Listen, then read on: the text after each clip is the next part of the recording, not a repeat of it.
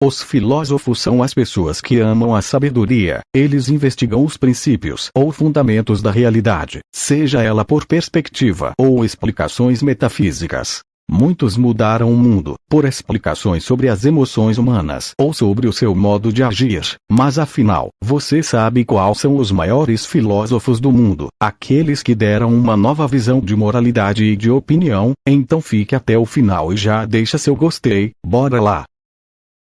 René Descartes. O filósofo francês René Descartes é considerado o primeiro filósofo da vertente racionalista. Ele acreditava na existência de uma verdade absoluta. Para atingir ela, ele criou o método da dúvida, que consistia em questionar a si mesmo sobre todas as ideias e teorias que existem ou existiam. Ele explica 4 regras para chegar ao conhecimento, que são: 1. Nada é verdadeiro até ser reconhecido como verdadeiro. 2. Os problemas precisam ser analisados e resolvidos sistematicamente. 3. As considerações devem partir do mais simples ao mais complexo. 4. O processo deve ser revisto do começo ao fim para que nada importante seja esquecido. Uma de suas principais obras era o Discurso sobre o Método. É um tratado filosófico e matemático que lançou as bases do racionalismo como a única fonte de conhecimento. Wittgenstein.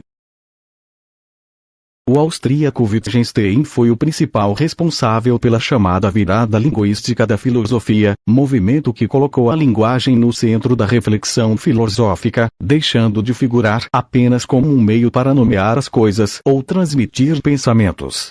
Ele procura viver coerentemente com suas crenças filosóficas. Ele recusou a fortuna de sua família e trabalhou em funções humildes, como ajudante de jardineiro em um mosteiro e porteiro em um hospital. Ele se destacou por seus trabalhos no campo da linguística, que colocaram a linguagem no centro da reflexão filosófica. Suas principais publicações foram Tratados Lógico-Filosóficos, de 1921, e Investigações Filosóficas, publicado postumamente, em 1953.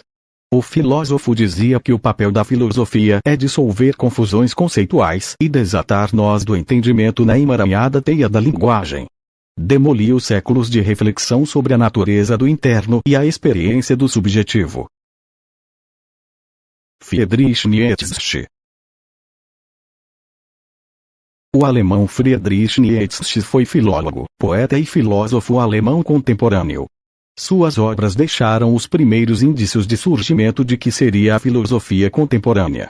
Suas principais obras foram Nascimento de Tragédia, em 1872. Humano, Demasiado Humano, em 1878. Dedicou a estudar a moral judaica cristã e operou uma espécie de comparação das sociedades antes e depois do cristianismo, tendo classificado este como fator central do enfraquecimento do ser humano na era moderna. Sua principal ideia era o que atacava a moral cristã. Para ele, os cristãos não são bons porque se preocupam com o próximo. Eles são bons porque têm medo de não irem para o céu. Platão. O ateniense Aristóteles, que recebeu o apelido de Platão, foi discípulo de Sócrates. Ele se destacou por ter lançado a teoria do idealismo. O idealismo platônico é o que há de mais marcante em sua obra. Com base na noção de que o conhecimento das ideias ou formas puras, imutáveis e perfeitas é o único conhecimento verdadeiro, obtido pelo intelecto. Que o que conhecemos por meio de nossos sentidos corpóreos são meras ilusões causadas por nossos órgãos do sentido, portanto, são conhecimentos inferiores. O conhecimento ideal estaria no mundo das ideias, instância metafísica racional que só poderia ser alcançada por nosso intelecto. Para Platão, existem 3 tipos de caráter que moldam as almas das pessoas. Cada tipo ocupa o seu respectivo cargo na sociedade, a fim de formar uma organização perfeita da polis. 1. Caráter concupiscível, mais ligado à liberdade e aos desejos, é o caráter de pessoas mais afeitas ao trabalho manual. 2. Caráter irascível. Por serem dominadas por impulsos de raiva, essas pessoas estariam aptas ao serviço militar. 3. Caráter racional. Esse tipo de caráter é mais próximo da racionalidade e da justiça, o que conferiria às pessoas que o têm a capacidade de governar. Aristóteles.